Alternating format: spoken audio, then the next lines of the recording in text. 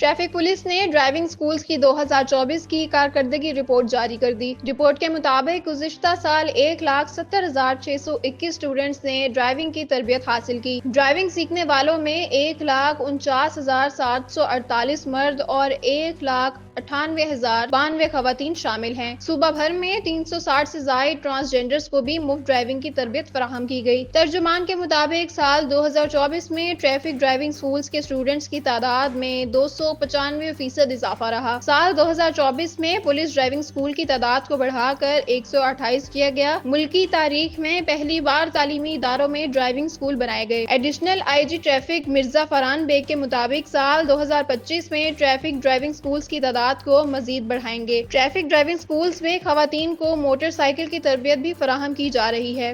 انہوں نے کہا کہ حادثات کی روک تھام کے لیے ڈرائیونگ سکولز کا قیام لازمی ہے۔ شاہراہوں پر حادثات قسمت سے نہیں بلکہ ہماری غفلت اور لاپرواہی سے ہوتے ہیں۔ پہلے سیکھیں اور پھر ڈرائیو کریں کے طرز عمل کو اپنانا ہوگا۔